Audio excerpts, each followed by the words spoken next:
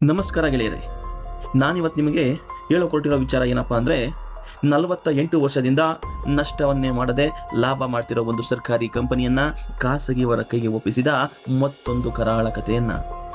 ಹೌದು ಗೆಳೆಯರೇ, ಬಡವರಿಗೆ ಕಡಿಮೆ ಬೆಲೆಗೆ ಸಿಗುತ್ತಿದ್ದ ಔಷಧಿ ತಯಾರಿಸುವ ಕಂಪನಿಯನ್ನು ಕೇವಲ 121 ಕೋಟಿ ರೂಪಾಯಿಗೆ ಮಾರಿದ ಕಥೆ ಇದು. ಅದು ಯಾವುದು ಅಂತೀರಾ? ಅದುವೇ IMPCL.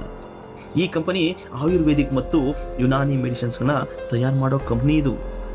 ಈ ಕಂಪನಿಯು ಮಿನಿಸ್ಟ್ರಿ ಆಫ್ ಆಯುಷ್ ಅಡಿನಲ್ಲಿ ಬರ್ತಕ್ಕಂತಹ ಕಂಪನಿಯಾಗಿದ್ದು, ಇದು 1978ರಲ್ಲಿ ಪ್ರಾರಂಭ ಆಗುತ್ತೆ.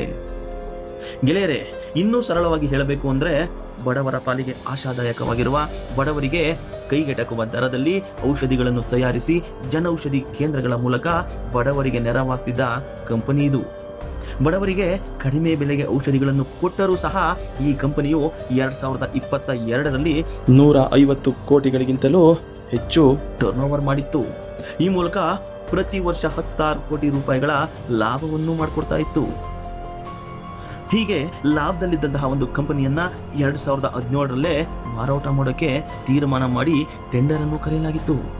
ಕೊನೆಗೆ 2026 ಮೇ 26ನೇ ತಾರೀಕು ದೆಹಲಿ ಮೂಲದ ಸ್ಕೈಮ್ಯಾಪ್ ಕಂಪನಿಗೆ 121 ಕೋಟಿ ರೂಪಾಯಿಗಳಿಗೆ 100% ಶೇರ್ಗಳ ಜೊತೆಗೆ ಪೂರ್ತಿ ಮ್ಯಾನೇಜ್ಮೆಂಟ್ ಕಂಟ್ರೋಲ್ ಕೂಡ ಕೊಟ್ಟು ಬಿಡ್ತಾರೆ.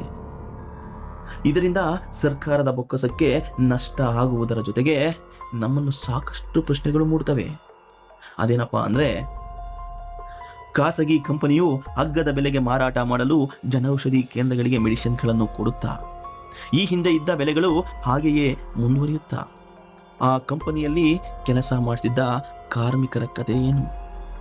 ಕೋಟಿ ಕೋಟಿ ಆದಾಯ ಇರುವ ಕಂಪನಿಯನ್ನು 121 ಕೋಟಿ ರೂಪಾಯಿಗಳಿಗೆ ಮಾರಿದ್ದು ಸರಿನಾ ಅಥವಾ ತಪ್ಪ?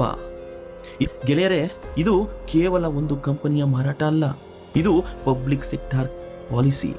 ನಮ್ಮ ಆರೋಗ್ಯ, ನಮ್ಮ ದುಡ್ಡು, ಬಡವರ ಕಷ್ಟ ಎಲ್ಲದಕ್ಕೂ ಸಂಬಂಧಪಟ್ಟ ವಿಚಾರವಾಗಿದೆ.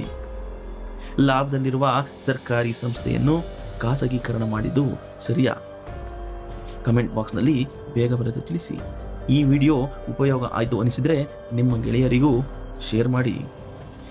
ಮುಂದಿನ ವಿಡಿಯೋದಲ್ಲಿ ಸಿಗೋಣ. ಎಲ್ಲರಿಗೂ ನಮಸ್ಕಾರ.